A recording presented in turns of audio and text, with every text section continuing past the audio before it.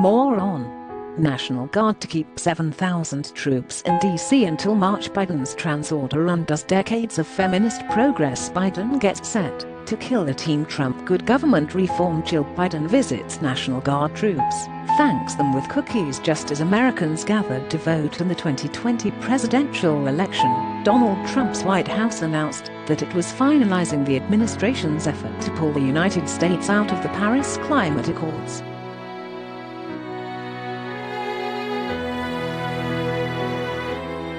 A few days later, before media outlets had even declared him the winner, Joe Biden pledged that, under his administration, America would re-enter that agreement, a promise he fulfilled the day he was inaugurated.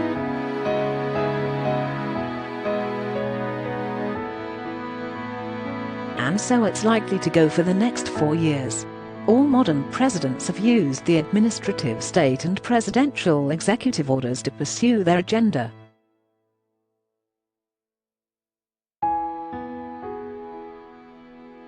Biden can do a lot with his pen, and much of what he does will unravel Trump's own legacy of using executive powers, largely as a deregulator.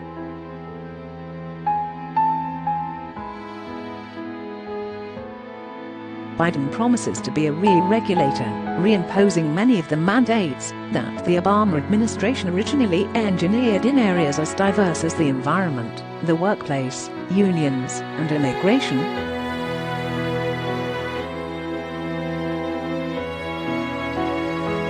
Federal agencies and departments under Obama issued some 22,700 rules in 8 years, with another 2,000 waiting to be enacted when Trump took office, according to a Heritage Foundation study.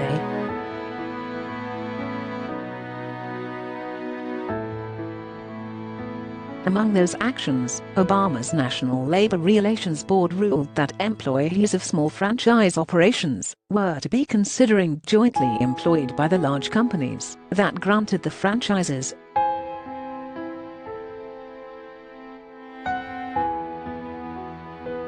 That is, workers for a small business that owned, say, 1 or 2 McDonald's were now considered employees of the parent company too.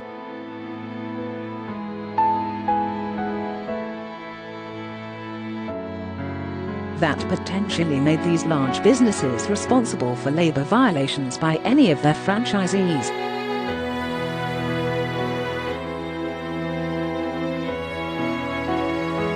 Obama's Labor Department, meantime, issued a persuader regulation requiring lawyers working on union affairs for companies to register and file reports as consultants, even if they just advised the firms without speaking directly to employees.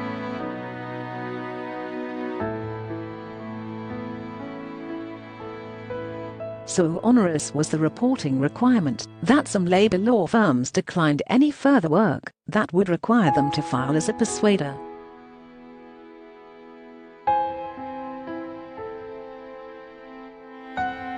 The Labor Department also required firms with federal contracts to inform workers that they have the right to form a union and required contractors working in some federal programs, such as stimulus fund and weatherization, to pay prevailing wages, generally equivalent to union wages.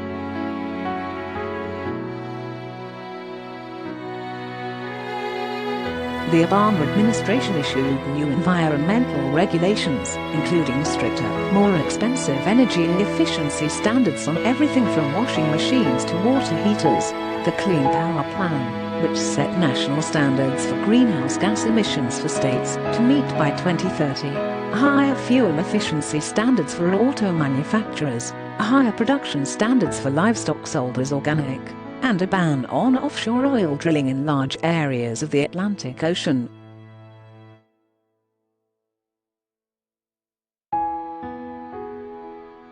The administration was active in tech and finance too. Obama's FCC issued net neutrality rules requiring internet providers to treat all web customers equally and prohibiting internet services from charging more to provide fast lanes.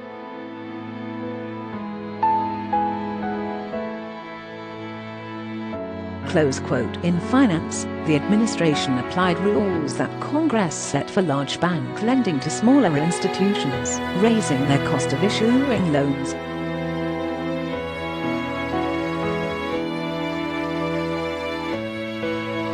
By the time Trump took office, the bill for administering all the federal government's red tape amounted to an estimated $70 billion a year.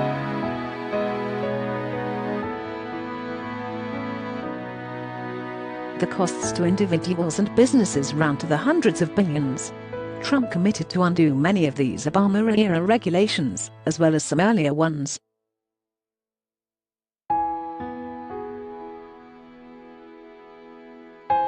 The administration boasted that federal agencies had taken 7 deregulatory actions for every new rule that they had issued, shrinking the Federal Register in the process.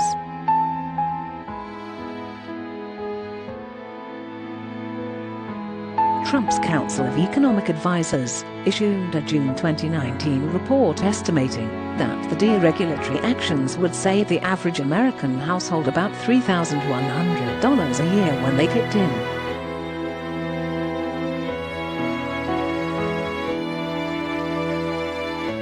Among the major efforts were streamlined standards for approving generic drugs that led to an increased presence of these products on the market.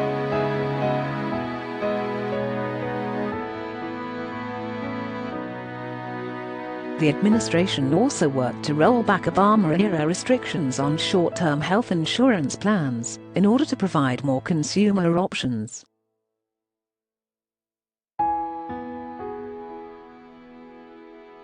It loosened energy efficiency standards on many consumer appliances, and it revoked the net neutrality rules, a move that FCC Chairman Ajit Pai credited with sparking some $3 billion in new investment in internet networks compared with the Obama years.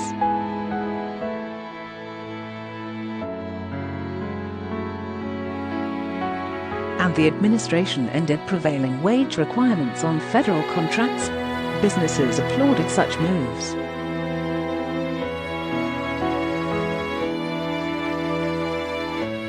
When the National Federation of Independent Businesses Small Business Optimism Index hit a 12-year high in August 2018, the group attributed much of the good feelings to Trump's regulatory relief.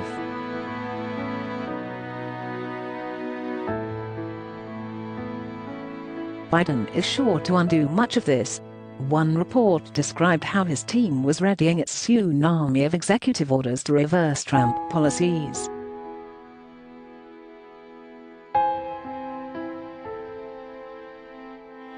The policy team, the transition policy teams, are focusing now very much on executive power, Biden said after the election.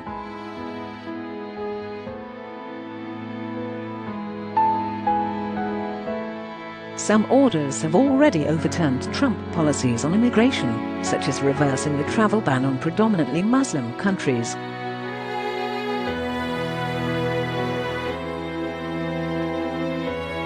The union-friendly Biden will also no doubt reinstate Obama policies friendly to labor, probably including prevailing wage requirements.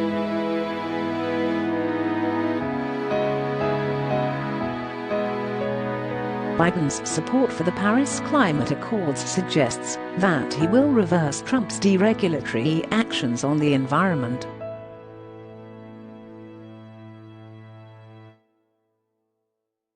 In all, the New York Times estimated that Trump had softened or rolled back nearly 100 environmental rules and federal actions.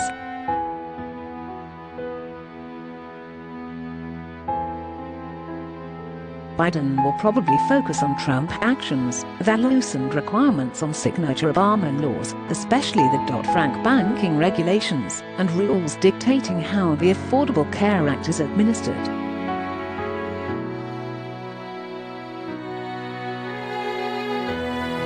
Many economists consider the economic recovery after the 2009 recession the weakest rebound in the post-World War II era.